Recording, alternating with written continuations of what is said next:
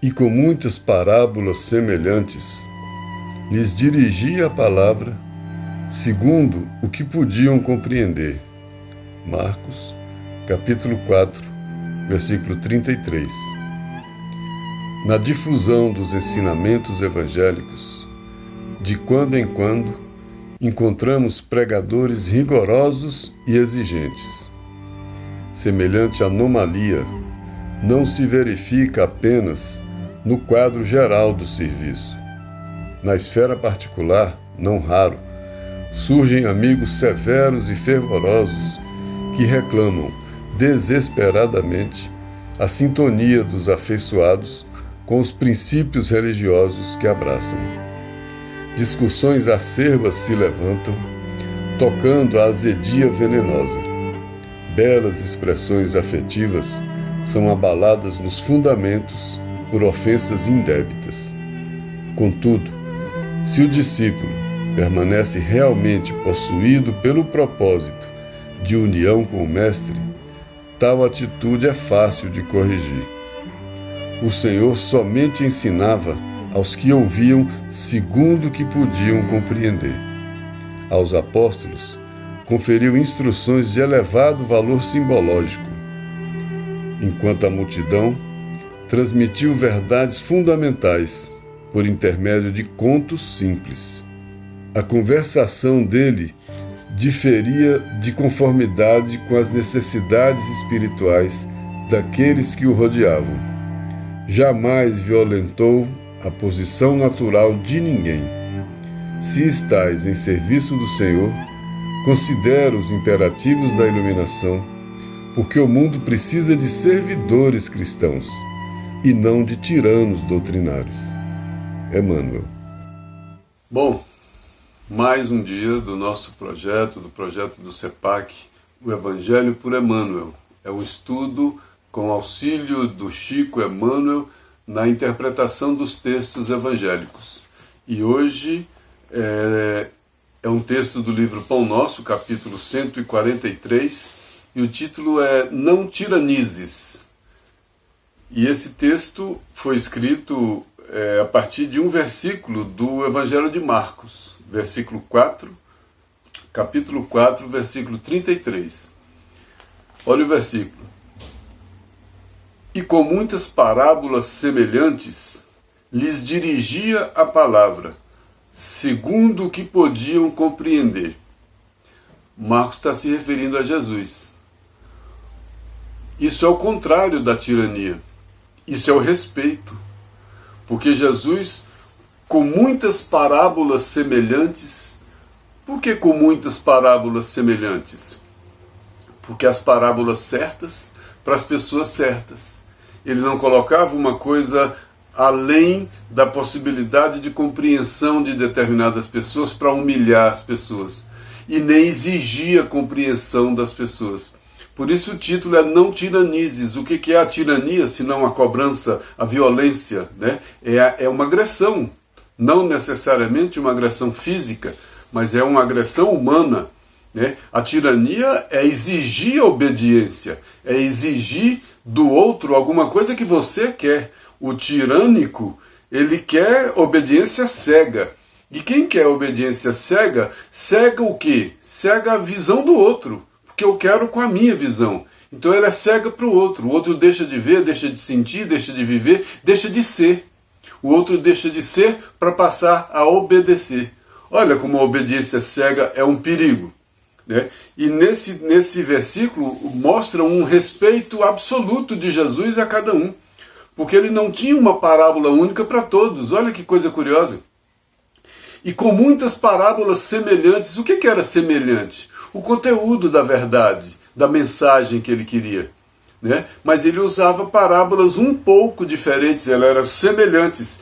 Ele dirigia a palavra a todos, né, de maneira semelhante, com palavras e com parábolas, segundo o que podiam compreender. Então ele não tentava falar difícil. Tem gente que, para se mostrar intelectual, quer falar difícil para que o outro não entenda. Tem até professor assim. Tem até professor que gosta de explicar mal ou de complicar alguma coisa simples para que o aluno não entenda, para parecer que a matéria dele é difícil, para ele ter aquele prazer de achar que é difícil. O bom é aquele que fala e os outros compreendem. E tem gente que acha que bom é aquele que fala e os outros não compreendem. A linguagem de fulano é difícil, a escrita de fulano é difícil. Se tem uma escrita muito difícil, tem algum problema. Porque a linguagem não é uma linguagem tão complicada. O Evangelho tem dimensões. Olha o Evangelho de Jesus. Ele tem várias dimensões, vários patamares de compreensão. Mas todos buscam desse Evangelho algum tipo de compreensão. Porque é uma linguagem meio universal, porque é uma linguagem do coração. Mas é curioso no Evangelho de Marcos ter essa passagem, né? E Emmanuel pegar essa passagem para falar sobre tirania, né? Que Jesus falava por muitas parábolas, e parábolas semelhantes, para pessoas diversas. Mas ele usava a parábola diversa, para pessoas diversas, de acordo ou segundo o que podiam compreender, segundo o grau de compreensão de cada um. Muito respeitoso isso.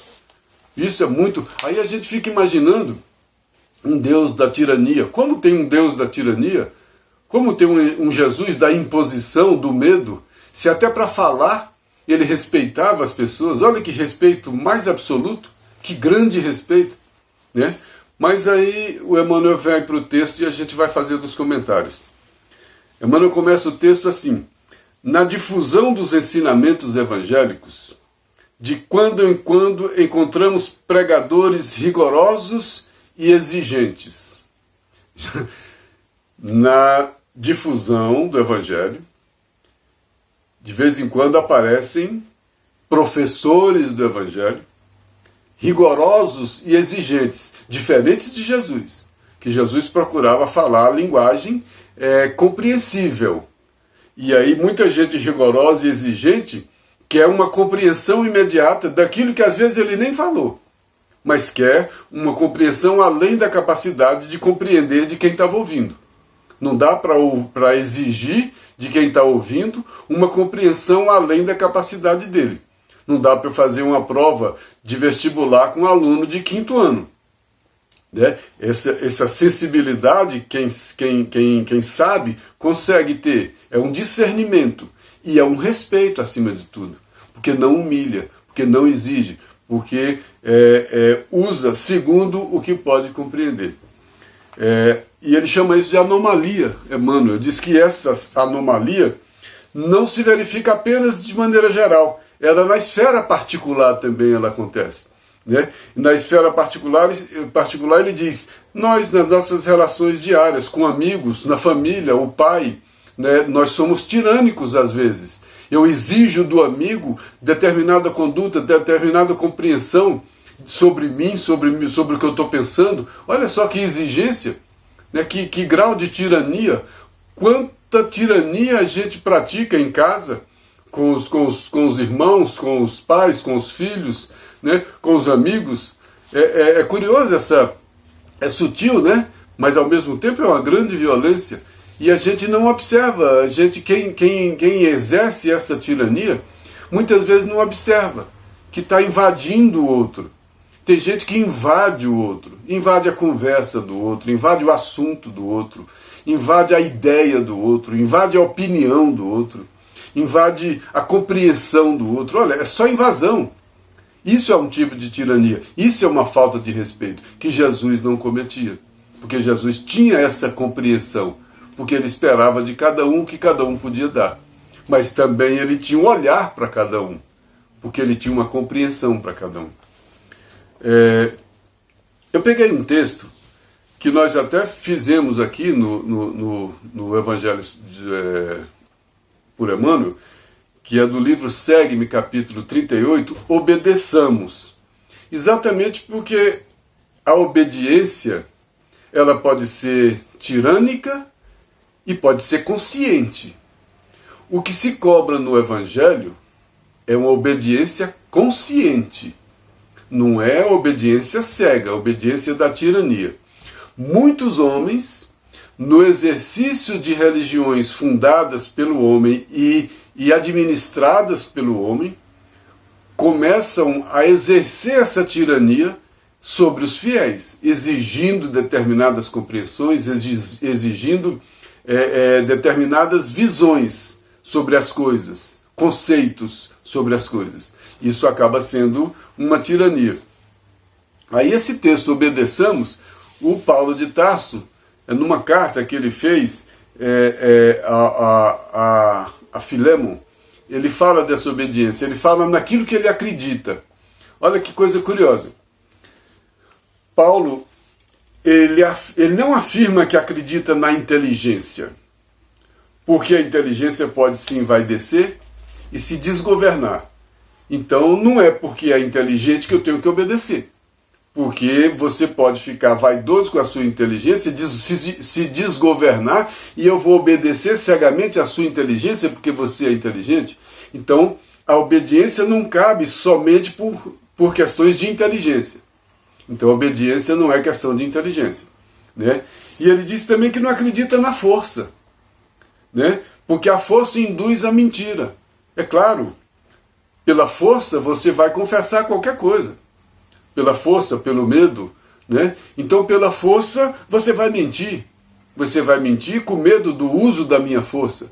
O Deus punitivo, aquele Deus feroz que castiga, eu vou fazer algumas coisas com medo da punição pela força divina. Será que existe uma lei divina que usa esse tipo de força? Essa força coercitiva, essa força invasiva, essa força que não respeita? Para que a gente teria o livre-arbítrio? Se fosse para ter essa força, para que o livre-arbítrio? Né? A gente tem o livre-arbítrio para que a gente tenha as escolhas. E aí a gente escolhe errado. E as escolhas erradas têm consequências, sim. Mas são consequências das escolhas erradas que são completamente diferentes da imposição ou da tirania de um Deus. E a gente tem que saber distinguir a tirania divina da obediência divina. E tem muita gente que tira a obediência racional, equilibrada, e passa a obediência para a obediência fanática, para a obediência do medo, para a obediência da covardia, né? E Paulo também não acredita na força, porque ele induz a mentira. Ele não acredita também no entusiasmo, que o entusiasmo engana a si próprio. Então eu estou entusiasmado, eu vou no embalo e vou fazendo coisas que eu não consigo fazer, que eu não tenho preparo para fazer, eu vou no entusiasmo. E nem no desassombro, que é parecido com o entusiasmo. Eu estou desassombrado, quer dizer, eu não estou medindo as consequências de nada. Eu faço tudo de qualquer jeito, no desassombro. Aí vira o quê? Vira temeridade, eu vou correr risco desnecessário. Eu vou fazer besteira. Uma temeridade. Ele também não acredita no poder, porque o poder pode se iludir. Olha como se ilude. Quantos poderosos vivem nessa ilusão do poder? E depois, quando desencarnam, se desiludem. O Evangelho segundo o Espiritismo tem uma mensagem de uma rainha mostrando toda a sua decepção quando foi para o mundo espiritual e viu que ela não era rainha no mundo espiritual. Então ela estava iludida, achando que ela era diferente, que ela tinha o sangue azul, que ela tinha que ser cuidada por todos, que todos deviam a ela obediência. Imagina, como é que essa pessoa chega no mundo espiritual e vê que não é nada daquilo? Né?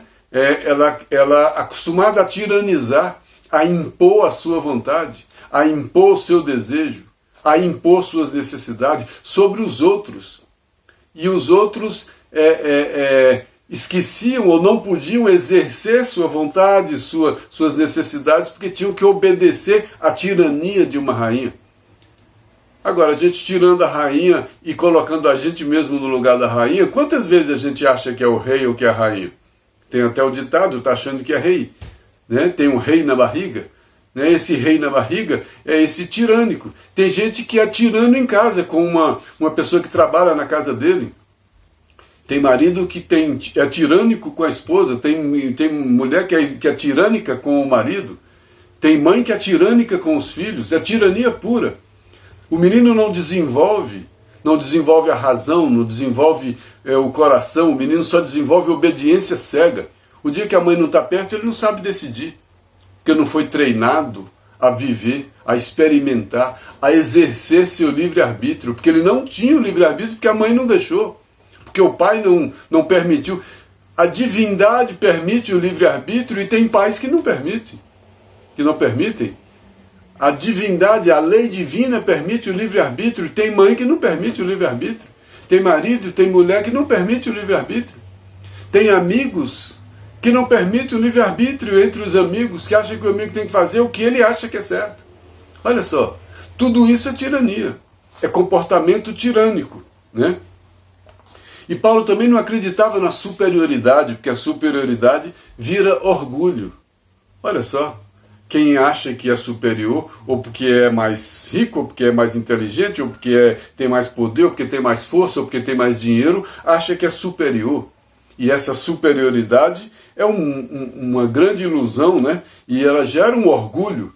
E esse orgulho faz com que eu seja tirânico, porque a minha vontade vai ter que prevalecer sobre a sua, né? A sua vida não tem importância, a minha tem. Então você trata de me obedecer. É dessa tirania que ele está falando e aconselhando a gente. Não tiranizes, porque Jesus, que era Jesus, trazendo a mensagem divina de salvação, de elevação, não tiranizou com essa mensagem. Já pensou? Se você tem a mensagem divina, já pensou se eu tenho a mensagem divina? Eu ia chegar e falar, olha, é para ouvir. Jesus nunca fez isso. Ele não impôs a mensagem divina para ninguém. Não foi na marra, não foi na autoridade. Olha, eu estou em comunhão com o Pai, essa é a mensagem divina. Todo mundo tem que obedecer, queira ou não queira. Jesus não fez isso. Trazia a mensagem divina. Conscientemente, ele sabia que ele estava a serviço do Pai, trazendo essa mensagem, e trazendo a mensagem divina, ele trouxe a mensagem respeitando a individualidade das pessoas. A gente, quando traz uma ordem do chefe, a gente acha que é absoluto. Foi o chefe que mandou, acabou. Se está na hora do seu almoço, se está na hora de você ir embora, se é seu final de semana, se você isso ou aquilo, não interessa, foi o chefe que mandou. E o chefe manda apesar de qualquer coisa. Bom, sem falar de outras coisas. Mas aí Paulo confia na obediência. Não na obediência cega, como ele diz aqui, ó, que alimenta discórdia, que alimenta fanatismo. Paulo acredita na obediência que tem a ver com compreensão. É outro tipo. Por isso que Jesus falava segundo o que podiam compreender. Porque quem compreende é outra coisa. Concorda. Sabe aquela coisa linda do Evangelho segundo o Espiritismo, quando fala de consentimento da razão e consentimento do coração? Essa é a verdadeira obediência. Quando a minha razão consente e quando o meu coração consente. E se for só pela força, a minha razão pode até consentir, mas o meu coração não vai consentir. Se for pela vaidade, pelo poder, por qualquer dessas razões de imposição, a razão pode até consentir, por medo, por alguma circunstância, mas o coração, que é silencioso e que está guardado lá dentro, ele jamais vai consentir. Vai ter lá dentro revolta, vai ter uma atitude contrária ao aprendizado. E Jesus sabia que o Evangelho na marra não seria guardado no coração de ninguém.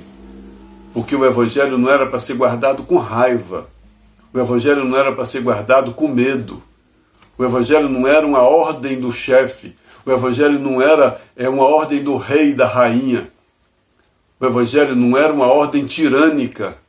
O Evangelho é uma lei divina de amor, de misericórdia, de fraternidade, de compreensão, de perdão e uma série de outras virtudes, de respeito.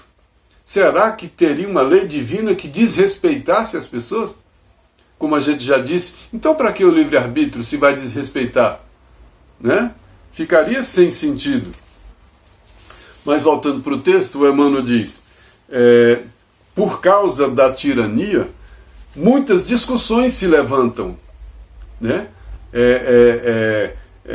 Discussões de verdade, um não aceita, outro aceita, outro quer uma coisa e quer outra, a gente fica disputando nossos pareceres tirânicos, até a nossa opinião às vezes é tirânica, que a gente quer que a nossa opinião prevaleça. O outro tem que ter a mesma opinião que eu, isso é tirania também. Por que eu não respeito a opinião do outro? Isso é tirania, tem que ter a minha. Tem que ter aqui, tem que ser aquilo como eu acredito. Se não for, né? Quantos pais tirânicos ao longo da história? Meu filho tem que ser como eu quero. Quem manda sou eu. Se não for, e bato, e apanha, e não sei o que. Olha só, bater é a força.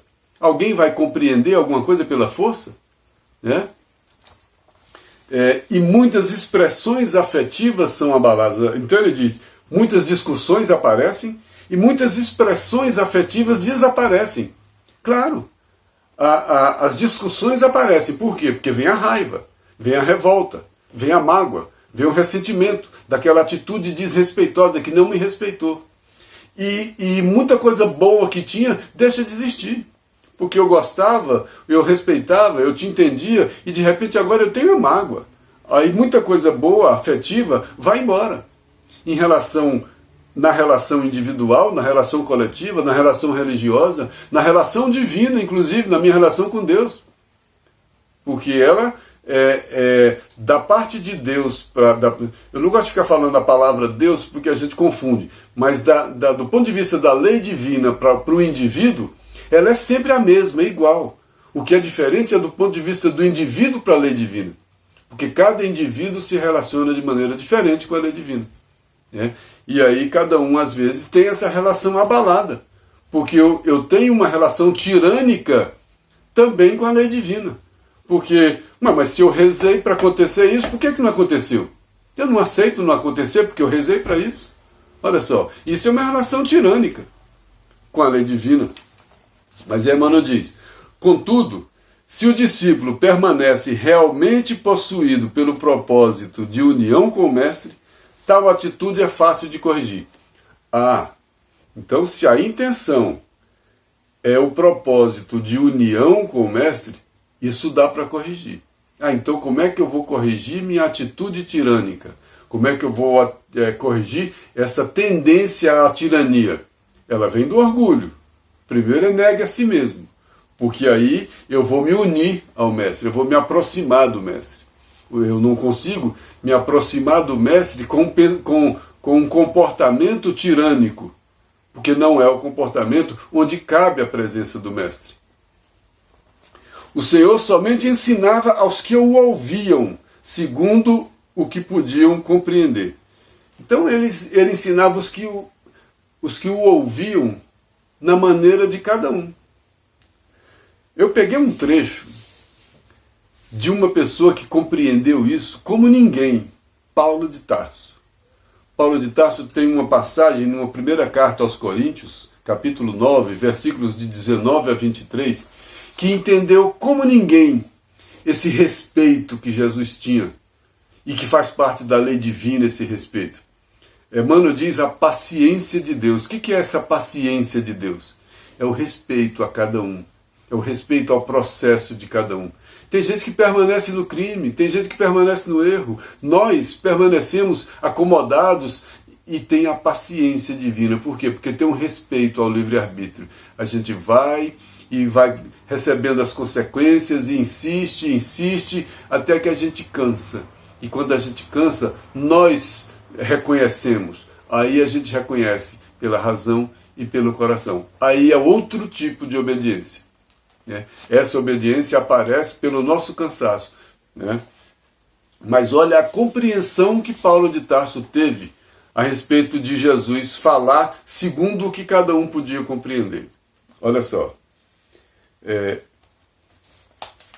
Ainda que livre em relação a todos, quer dizer, ele é livre.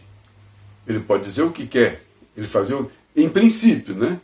Ainda que livre em relação a todos, fiz-me o servo de todos. Fiz-me o servo de todos em que sentido? Eu não me impus a ninguém. Eu aceitei cada um como era. Aí eu fui servo. Jesus foi servo de todos nós. Aceitou cada um como era. E a gente fica nesse orgulho de só aceitar o Jesus que a gente quer, da maneira que a gente quer. E Paulo de Tarso diz que apesar de livre, ele se fez servo de todos. Ele compreendia cada um, ele vivia a compreensão de cada um, abandonando muitas vezes aquilo que ele acreditava, porque ele precisava dialogar. Dialogar no ponto de diálogo que a pessoa se encontrava. Mas ele fez tudo isso, fiz-me servo de todos, a fim de ganhar o maior número possível. A fim de quê? A fim de levar os ensinamentos evangélicos. Ide pelo mundo e pregai o evangelho a toda criatura. Será que Jesus falou, ide pelo mundo e façam a imposição do evangelho a toda criatura? Assustem a todas as criaturas? Passem medo a todas as criaturas? Falem do Deus do terror para todas as criaturas? Ou ele falou, falem do Deus de amor, de perdão, de misericórdia, na linguagem de cada um, para que cada um possa entender. Se você fala português, não adianta eu te falar do evangelho em inglês. Parece outra língua, dependendo de como as pessoas conversam, porque não tem condições de diálogo. E aí olha a riqueza do que Paulo de Tarso falou. Para os judeus, fiz-me como judeu, a fim de ganhar os judeus.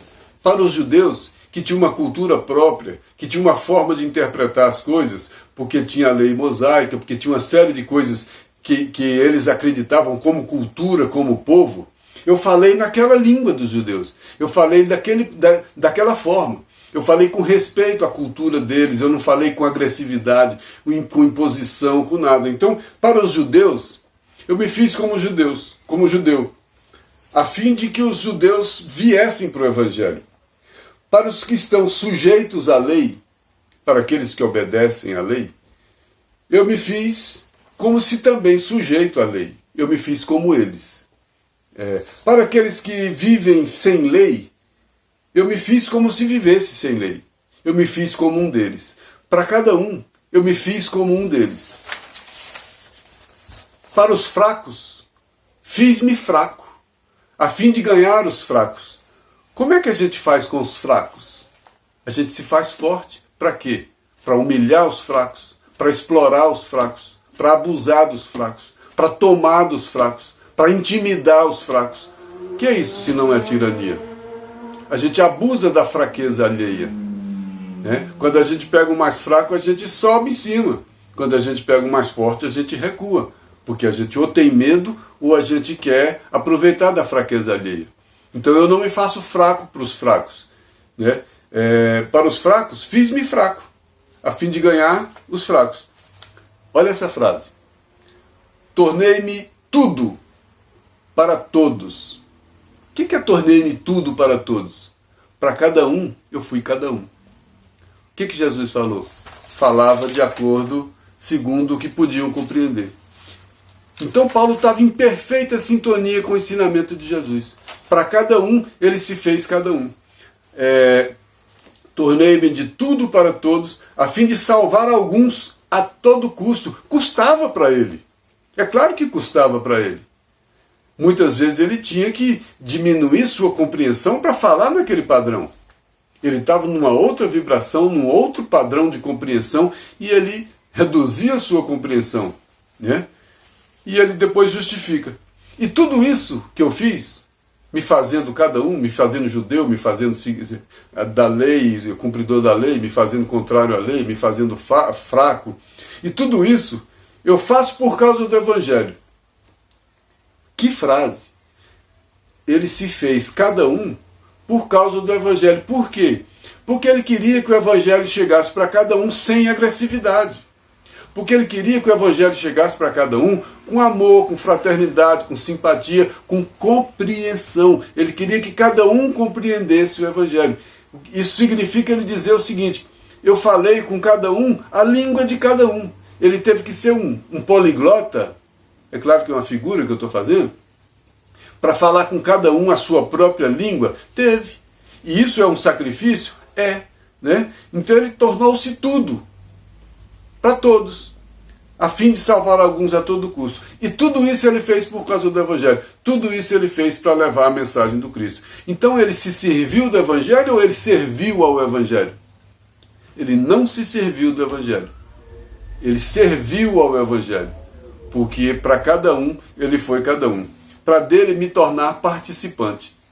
Porque se ele não abraça a causa do Evangelho, trazendo o Evangelho pelo consentimento da razão e do coração das pessoas, ele não era participante do Evangelho. Ele não era um apóstolo. Isso é uma condição de apóstolo. Esse é um apostolado. Esse compreendeu Jesus. Que riqueza, né? E voltando para o texto de hoje, o Emmanuel diz, aí voltando para Jesus, o exemplo do Paulo já foi dado, agora o Emmanuel lembra alguns comportamentos de Jesus. Ele diz, olha, aos apóstolos, ele conferiu instruções de elevado valor simbólico. Por quê? Aqueles que ele escolheu para andar com ele diariamente, aqueles ele já estava passando lições e lições e lições a todo momento.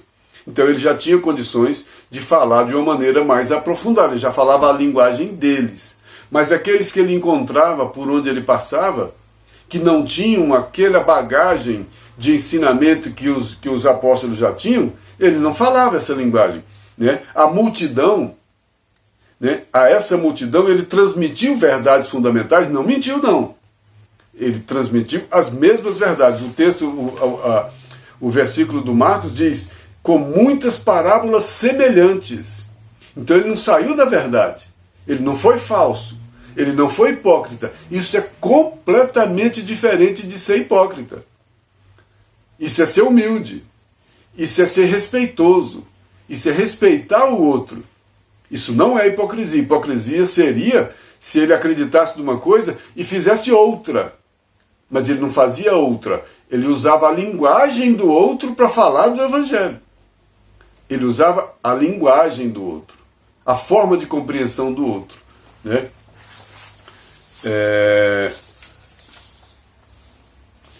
Então Jesus agiu dessa maneira. Aos apóstolos, ele já dizia coisas de valor mais elevado, porque ele já tinha condições, ele estava convivendo diariamente com eles. E a multidão do dia a dia, ele falava essas verdades fundamentais, porque ele não mentia, mas através de mensagens, de parábolas simples, de contos mais simples. Ele não queria fazer bonito, ele não queria falar bonito. E cobrava dos apóstolos a mesma coisa. Que usassem a linguagem de cada um que estivesse ouvindo, para que facilitasse a compreensão. Olha que riqueza! O Evangelho é para ser compreendido. O Evangelho não é para ser imposto. Um evangelho imposto é tirania. E não tem lei divina da tirania. A lei divina não é da tirania. Então o evangelho não é imposto. Por isso é que falam do evangelho, vêm grandes homens falando e as palavras estão aí. Quem não quer entender não vai, né? E está aí a paciência divina, esperando cada um ter olhos de ver, ter ouvidos de ouvir, né? Jesus transmitiu à multidão também essas verdades, mas a partir de coisas simples. A conversação dele era diferente, de conformidade com as necessidades espirituais daqueles que o rodeavam. Olha só, ele usava uma linguagem diferente de acordo com as necessidades espirituais, de acordo com o padrão evolutivo de cada um. E ele compreendia e sabia distinguir exatamente o padrão evolutivo de cada um. E aos fracos ele não queria ser forte. Aos fracos ele também se fez fraco. Foi aí que Paulo de Tarso aprendeu se fazer fraco para os fracos. Se fazer judeu aos judeus. Jamais violentou a posição natural de ninguém. Essa frase fecha nosso estudo de Evangelho. Jesus jamais violentou a posição natural de ninguém. Evangelho não é violência. Evangelho não é tirania. Será que precisava de Jesus trazer uma mensagem, se fosse para ser uma mensagem tirânica da lei divina? Era só uma imposição, acabou, vai ter que ser. E tinha que ser, e acabou. Mas não. É com o livre-arbítrio, é com o tempo, é na linguagem de cada um. Porque aí cada um vai adquirindo mérito e vai compreendendo com a razão e com o coração. E essa compreensão, que não é obediência cega, é uma obediência justa. A obediência justa é a obediência que não é por razão da força, por razão de nada. Eu obedeço porque compreendo. Eu obedeço porque a minha razão já compreende, porque meu coração também compreende. Eu tenho o consentimento da razão, porque não é uma loucura, não é um fanatismo, e tenho o consentimento do coração, porque o meu sentimento também compreende isso. Isso não é imposição. Então é esse o Evangelho. Por isso que o Evangelho tem que ser compreendido, refletido, sentido e vivido. Porque se o Evangelho não for sentido, ele vai ser imposto. Emmanuel fala isso, que o Evangelho tem que ser compreendido, refletido. Refletido por quê? Porque ele tem que chegar na compreensão. Se eu decorar o Evangelho ou impuser o Evangelho a alguém, ele não foi refletido, não passou pela razão. E nem sentido, não passou pelo coração. Então, se ele não for compreendido pela razão, sentido pelo coração, ele não vai ser vivido. Ou vai ser vivido só nos momentos que eu achar que Deus estiver me vigiando. Porque aí é só obediência cega, não é uma obediência consciente. E o que traz a obediência consciente é o dever. O dever é exatamente o consentimento da razão e o consentimento do coração. Porque aí eu tenho consciência de que eu devo. Aí eu vou ampliando a consciência, e à medida em que eu vou ampliando a consciência, a minha razão compreende mais e o meu coração também compreende mais. Aí eu obedeço. É outro tipo de obediência. Não é obediência cega. Eu peguei no livro Fonte Viva o texto Incompreensão, que tem a ver com o que a gente está falando. Olha os conselhos do Emmanuel nesse texto Incompreensão. Gradua as manifestações de ti mesmo, para que o teu socorro não se faça destrutivo. Gradua a manifestação de ti mesmo. Quando eu vou dar um dinheiro para alguém, dependendo da cara que eu fizer, dependendo da energia que eu tiver, eu vou estar fazendo o quê? Eu não graduei as manifestações de mim mesmo, que não é só a mão estendida com a moeda que manifesta quem eu sou. Minha maneira de olhar, minha maneira de falar, meu tom de voz, a maneira como eu fiz tudo isso, eu estou sendo forte para o fraco. Tem ajuda que humilha. Tem socorro que humilha. Aí esse socorro não vem. Eu não graduei essa minha manifestação. Eu tentei auxiliar sem descer da minha posição de orgulho. E quando eu tento auxiliar sem descer da minha posição de orgulho, não foi auxílio. Eu não me fiz fraco para os fracos. Eu me fiz forte para os fracos. Eu vou ali num bairro pobre para ajudar alguma coisa, aí eu pego meu carrão, eu pego minha roupa, pego meu... Olha, isso é ostensivo. Eu não preciso ir com a melhor roupa, eu não preciso ir exibindo relógios, pulseiras, eu não preciso exibir joias. Eu posso ir mais discreto. Eu posso me fazer mais parecido com eles, para falar a linguagem, né? Eu não estou falando nós e eles, não. Eu estou colocando situações. Não te faças demasiado superior diante dos inferiores. Mesma coisa de Paulo de Tarso. Eu me fiz judeus para os judeus, eu me fiz fraco para os fracos. Então não te faças demasiado superior diante dos inferiores. Ou excessivamente forte perante os fracos. A gente gosta disso, né? Diante dos fracos a gente fica forte. Agora, diante dos fortes, a gente não tem a mesma força. Basta ver no trânsito. Quando é alguém fraquinho, quando é né? A pessoa cresce na reclamação. Quando ele vê que alguém do porte dele é o mais forte, ele reclama mais devagar, né? Mas tem uma outra fala do Paulo de Tarso que tem a ver com isso. Nada faças por contenda, nem por vanglória. Olha que medida.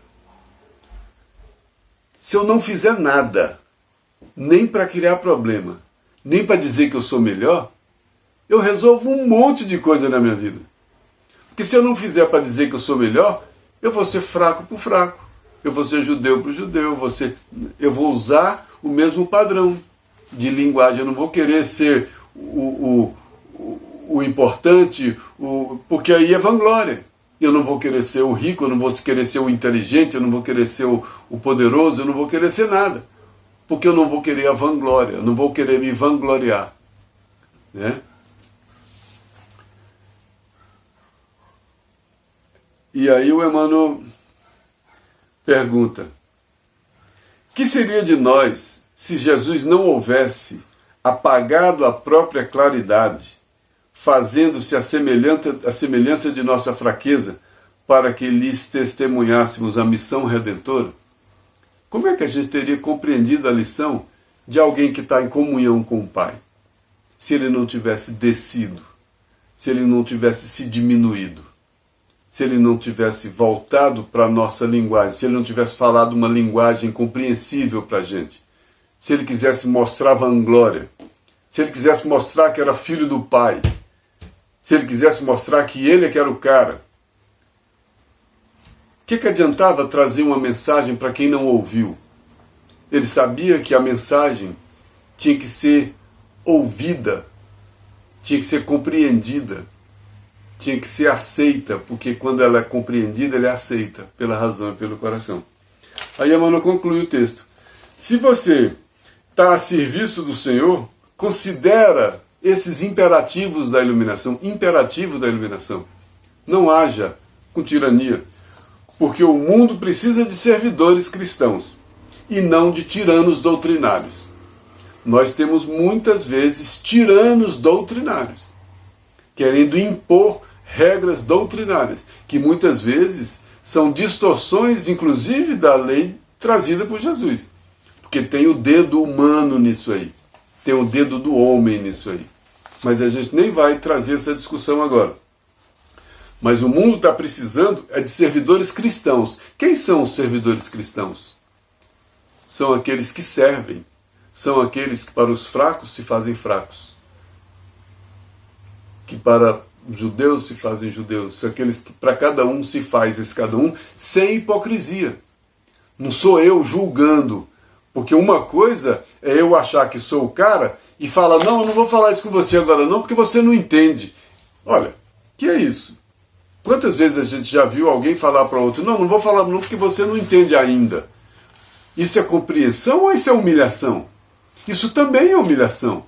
Isso também é tirania. É querer fazer a tirania. É o orgulhoso que faz isso. Não tem esse negócio de falar que não vou falar agora porque você não compreende. Isso é de um orgulho imenso. Isso é colocar o outro lá embaixo. Isso é se colocar lá em cima. Isso é ser fraco para os fracos. Isso é querer ser forte para os fracos. Isso é o contrário do que ensinou Jesus. Então não tem essa hipocrisia de falar que eu não vou falar nada para você agora não, porque você não entende. Não tem isso. Eu vou falar na linguagem que você entende, porque eu também preciso entender a sua linguagem. Nós temos que falar na mesma língua. Nós temos que nos comunicar. E a gente tem que achar um ponto para a gente se comunicar. Se eu tenho um vocabulário maior, eu não vou usar o vocabulário que você ainda não conhece. É só um exemplo, claro. Eu vou usar, se eu estiver conversando com alguém que conhece 10 palavras, eu vou ter que me comunicar com ele só com essas 10 palavras. Se eu me encontrar com alguém que tem 100 palavras, eu só posso me comunicar com as 100 palavras que ele tenha. Essa foi a questão de Jesus. Imagina, quanto conceito que Jesus teria, que poderia ter deixado. Olha os espíritos, quantas vezes eles vão deixar mensagens aí e falar: eu não consigo traduzir isso, não consigo. É difícil às vezes falar desses dois mundos com essa linguagem nossa. Eles tentam falar como? Numa linguagem que a gente compreenda, numa linguagem que tem a ver com a gente, na linguagem nossa, porque é uma linguagem falada, inclusive.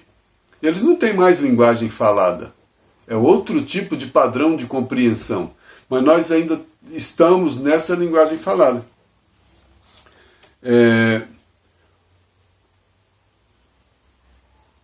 A gente teria mais algumas coisas a comentar sobre o texto, mas o tempo não permite. É um texto muito rico, que dá para a gente pegar essa questão da tirania e colocar em quase todas as nossas manifestações. Porque quem é tirânico manifesta a sua tirania em quase tudo que faz.